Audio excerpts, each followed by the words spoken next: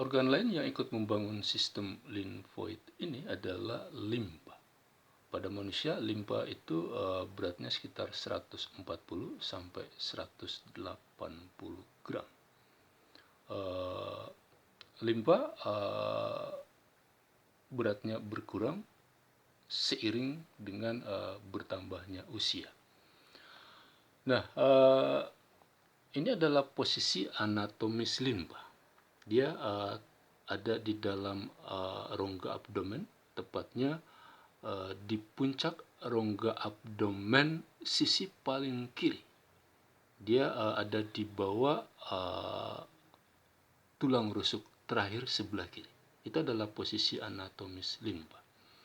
Nah, limpa ini berbentuk mirip seperti kepalan tangan, sehingga punya sisi luar yang membentuk cekungan seperti ini. Cekungan yang disebut dengan hilum. Melalui hilum inilah kemudian pembuluh-pembuluh darah limfa masuk ke dalam organ ini. Nah, limfa sendiri memiliki bagian luarnya terbungkus oleh satu struktur yang disebut dengan kapsula. Kapsula pada limfa ini terbentuk dari jaringan ikat padat tak teratur. Nanti kapsula itu akan meluas ke dalam bagian dalam limfa, membentuk struktur yang disebut dengan trabekula. Nah, trabekula yang merupakan perpanjangan dari kapsula itulah yang kemudian membagi limfa menjadi kompartemen-kompartemen kecil yang masih saling bersinambung, masih saling terkoneksi. Nah, bersama dengan trabekula itu terbawa pembuluh-pembuluh darah ini. Jadi pembuluh darah masuk ke dalam bagian dalam limfa bersama dengan trabekula yang membagi limfa menjadi kompartemen-kompartemen kecil itu. Jadi adalah trabekula, nanti ada arteri trabekularnya, ada vena trabekularnya. Nah, kalau batas antara arteri dan vena yang ada di trabekula ini kita cuplik sedikit, kemudian kita zoom, maka kurang lebih penampakannya seperti ini. Jadi adalah cabang dari arteri trabekular yang ada di sini tadi. Nanti kemudian arteri trabekular ini akan berasosiasi dengan struktur yang disebut dengan white pulp. Sementara pembuluh darah vena itu berasosiasi dengan struktur yang disebut dengan red pulp. White pulp sendiri tersusun atas dua unsur, ada namanya periarterial sheath, ada nodula lymphoid.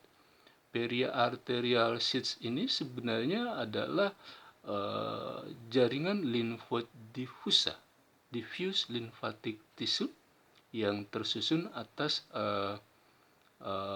sel-sel limfosit dengan makrofag yang ada di sepanjang pembuluh darah arteri ini. Jadi dia seperti menyelaputi atau menyelubungi bagian luar dari cabang dari pembuluh darah arteri trabekular ini. Nanti arteri trabekular ini akan bercabang membentuk arteriol. Arteriol ini akan masuk ke dalam struktur yang disebut dengan nodula lymphoid. Ingat ya, nodula lymphoid itu sel-sel penyusunnya itu tersusun agak rapat, beda dengan sel-sel yang menyusun jaringan limfoid diffusa tadi. Nanti di dalam nodula limfoid ini, nanti arteriol itu akan pecah, akan bercabang-cabang menjadi kapiler-kapiler ini. Nanti kapiler itu akan bersinambung, bisa langsung bersinambung dengan sinus venosus yang membangun red pulp, atau isi dari pembuluh darah kapiler itu dituangkan langsung ke dalam splenic cord yang menyusun red pulp ini. Jadi red pulp itu tersusun atas dua unsur utama, ada sinus venosus yang bisa langsung bersinambung dengan kapiler yang ada di white pulp, dan yang kedua adalah splenic cord. Splenic cord ini adalah tersusun atas sel-sel retikular. Nanti sel-sel retikular itu akan membentuk juluran-juluran sitoplasmik, dan juluran-juluran sitoplasmik itu akan bersinambung dengan juluran-juluran sitoplasmik lain, sehingga membentuk seperti jejaring. Nanti ruang-ruang yang ada di antara jejaring tadi itu akan diisi oleh sel-sel darah yang lain. Jadi kalau ada darah yang masuk melalui arteri trabekular ini, kemudian masuk hingga ke kapiler, nanti kalau kapiler itu langsung bersinambung dengan sinus venosus, maka aliran darah yang terjadi di sini akan berlangsung dengan cepat, dalam hitungan detik bisa selesai. Tapi kalau kemudian darah itu tidak bersinambung dengan sinus venosus, tapi darahnya dituangkan langsung ke dalam splenic cord, maka darah itu akan berada di dalam splenic cord dalam waktu yang lama, bisa sampai hitungan jam sebelum dia masuk kembali ke dalam pembuluh darah yang ada di sini. Jadi paling tidak ada 3 jenis kecepatan aliran darah di dalam trabekula limpa ini. Ada yang cepat, hitungan detik selesai, begitu ya. Ada yang intermediate, hitungan menit. Kemudian ada yang sampai berjam-jam baru bisa darahnya bisa masuk kembali ke dalam pembuluh. Nah, kalau kemudian kita amati kurang lebih seperti ini. Jadi aliran darah yang berlangsung dengan cepat, kalau kemudian darah itu tidak harus meninggalkan pembuluh. Jadi dari kapiler langsung ke sinus venosus. Tapi kalau darahnya dituangkan dulu ke dalam splenic cord, maka kemudian aliran darah yang ada di sana bisa berlangsung lebih lama, bisa hitungan jam baru bisa kembali masuk ke dalam pembuluh yang ada di sini. Oke, organ lain yang ikut membangun sistem limfoid ini adalah timus. Timus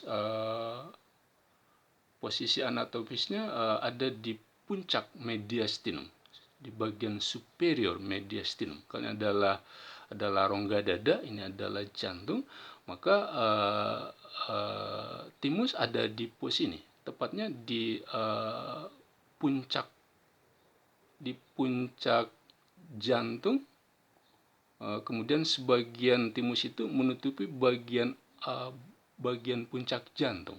Jadi timus itu kalau mau dilihat dia punya terdiri atas dua lobus kiri dan lobus kanan.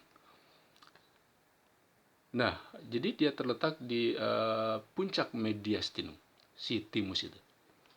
Nah, timus sendiri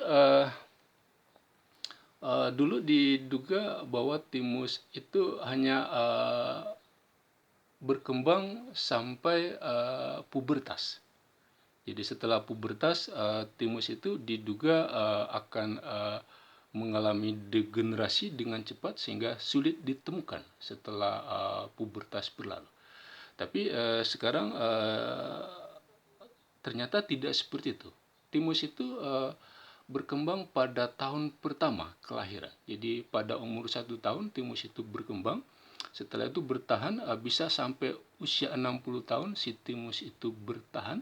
Kemudian setelah 60 tahun timus akan berdegenerasi dengan cepat sehingga sulit ditemukan. Nah, timus sama dengan jaringan limfoid yang lain, dia dibungkus oleh kapsula. Nanti kapsula ini akan masuk ke dalam bagian dalam timus, membentuk struktur yang disebut dengan trabekula. Nah, trabekula inilah yang kemudian membagi timus menjadi lobula-lobula. Jadi lobula-lobula. Kalau kita amati satu lobula, nanti ada bagian yang agak yang agak gelap ini adalah limfosit.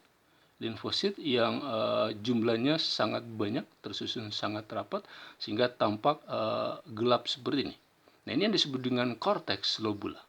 Nah, di bagian dalam yang tampak lebih cerah itu juga dibangun oleh limfosit, tetapi tersusun agak renggang sehingga kemudian nampak lebih cerah dibandingkan dengan korteks. Ini yang disebut dengan medula. Nah, di dalam medula ini terdapat satu struktur yang disebut dengan thymic corpuscle. Thymic corpuscle yang sampai sekarang belum diketahui apa fungsinya. Nah, jadi ada korteks, ada medula. Nah, fungsi kelenjar timusida adalah sebagai tempat pematangan limfosit T. Jadi kalau ada limfosit T yang sudah matang, nanti limfosit T itu akan bergerak menuju ke dalam medula, kemudian masuk ke dalam pembuluh darah, kemudian menuju ke organ-organ limfoid yang lain.